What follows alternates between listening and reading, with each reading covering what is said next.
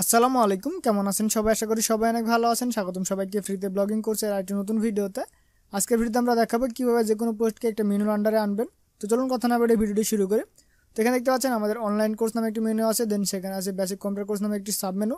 তো যদি আমরা এখানে ক্লিক দিই তো দেখতে পাচ্ছেন এটি ব্লগ দেখাচ্ছে, অর্থাৎ এখানে কোনো পোস্ট দেখাচ্ছে না।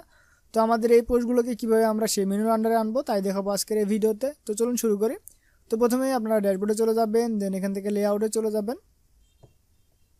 ওকে, দেন একটু নিচের দিকে যাবেন, দেন এখানে দেখতে পাচ্ছেন মেন মেনু, এখানে ক্লিক দিবেন। ক্লিক দেওয়ার পরে আপনারা যে মেনুর আন্ডারে আনতে চান সেই মেনুর আন্ডারে যাবেন। দেখতে পাচ্ছেন বেসিক কম্পিউটার কোর্স, এখানে আমরা এডিট বাটনে ক্লিক দিব। ক্লিক দেওয়ার পরে আমরা চলে যাব আমাদের ওয়েবসাইটে।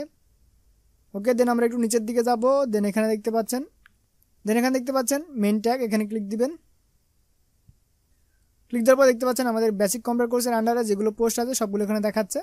তো এখান থেকে আপনারা লিঙ্কটি কপি করবেন। কপি করার পরে এখানে যে দেখতে পাচ্ছেন সাইট ইউআরএল, এখানে পেস্ট করে দিবেন। ওকে, দেন এখান থেকে সেভ বাটনে ক্লিক দিয়ে দিবেন, দেন এখানে সেভ করবেন, দেন এখানে এগেন সেভ করবেন।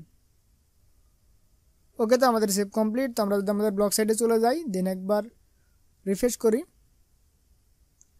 ওকে, দেন আমরা বেসিক কম্পিউটার কোর্সে ক্লিক দিই তো দেখতে পাচ্ছেন এই ট্যাগের আন্ডারে যেগুলো পোস্ট আছে সবগুলো এখানে দেখাচ্ছে। তো এইভাবে আপনারা যে কোনো পোস্টকে যে কোনো মেনুর আন্ডারে আনতে পারবেন। তো আশা করি আজকের ভিডিওটি বুঝতে পেরেছেন। যদি বুঝতে কোনো প্রকার সমস্যা হয়ে থাকে অবশ্যই কমেন্ট করে জানাবেন। তো দেখা হবে পরবর্তী ভিডিওতে। সেই ভিডিওটি দেখার আমন্ত্রণ জানিয়ে শেষ করছি আজকের ভিডিও। সবাই সুস্থ থাকবেন, ভালো থাকবেন, আল্লাহ হাফেজ।